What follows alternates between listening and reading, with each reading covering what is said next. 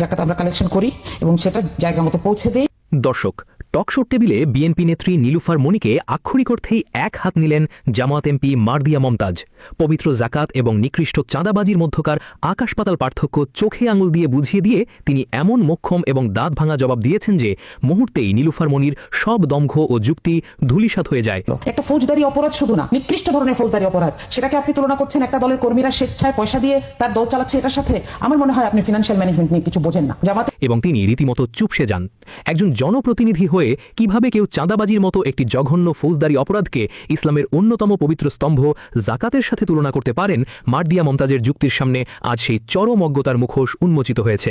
আজ আমরা এই উত্তপ্ত বাকযুদ্ধ, এর পেছনের আইনি ব্যাখ্যা এবং রাজনৈতিক দলগুলোর অর্থনৈতিক ব্যবস্থাপনা নিয়ে এমন কিছু তথ্য আপনাদের জানাবো যা আপনার রাজনৈতিক চিন্তাধারাকে সম্পূর্ণ বদলে দেবে।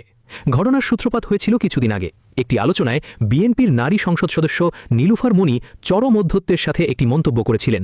তিনি বলেছিলেন যে জামাতে ইসলামীর জাকাত নেয়ার চেয়ে নাকি চাঁদাবাজি করা অনেক বেশি ভালো। অর্থাৎ তিনি পরোক্ষভাবে তার দলের কিছু নেতাকর্মীর বেপরোয়া চাঁদাবাজিকে বৈধতা দেওয়ার চেষ্টা করেছিলেন এবং সেটিকে একটি পবিত্র ধর্মীয় বিধানের সাথে গুলিয়ে ফেলেছিলেন। আর এই চরম দায়িত্বহীন মন্তব্যের প্রেক্ষিতেই সাম্প্রতিক একটি টকশোতে নীলুফার মনিকে একেবারে উচিত শিক্ষা দিয়েছেন জামাত এমপি মারদিয়া মমতাজ। মারদিয়া মমতাজ অত্যন্ত শান্ত কিন্তু দৃঢ় কণ্ঠে নীলুফার মনির চোখে চোখ রেখে বলেন, আমি আমার বাবা মাকে সবসময় দেখেছি এবং আমরা যেখানে সংগঠন করি সেখানে ইউনিট থেকে থানা পর্যন্ত জাকাতের ব্যাগটাই আলাদা থাকে। জাকাত আমরা কালেকশন করি এবং সেটা নির্দিষ্ট জায়গায় পৌঁছে দিই। আমি 100% গ্যারান্টি দিয়ে আপনাকে বলতে পারবো যে এই টাকাটা নির্দিষ্ট খাত ছাড়া আর কোথাও ব্যবহার হয় না। তাহলে জামাত চলে কি দিয়ে? কর্মীদের পয়সা দিয়ে। তিনি আরও যুক্ত করেন, আপনি বলছেন একটা জায়গায় চাঁদা না পেয়ে একজন ব্যবসায়ীকে দোকান থেকে টেনে হিঁচড়ে বের করে এনে পাথর দিয়ে আঘাত করে তার প্রাণ কেড়ে নেওয়া হলো। এটি শুধু একটি ফৌজদারি অপরাধ নয়, এটি একটি নিকৃষ্ট ধরনের ফৌজদারি অপরাধ। আর সেটাকে আপনি তুলনা করছেন জাকাতের সাথে। একটা দলের কর্মীরা স্বেচ্ছায় পয়সা দিয়ে নিজেদের দল চালাচ্ছে, এটার সাথে চাঁদাবাজির তুলনা প্রমাণ করে যে আপনি ফাইন্যান্সিয়াল ম্যানেজমেন্ট নিয়ে কিছুই বোঝেন না। জামাতের ফাইন্যান্সিয়াল সিস্টেম নিয়ে আপনার আরও জানা দরকার, তারপরে মন্তব্য করা উচিত। দর্শক, এরপর আমরা আইন এবং সংবিধানের যে ব্যাখ্যা দিতে যাচ্ছি সেটি শুনলেই আপনি বুঝতে পারবেন একজন সংসদ সদস্যের মুখে চাঁদাবাজির পক্ষে সাফাই গাওয়া কতটা ভয়ঙ্কর একটি বিষয়।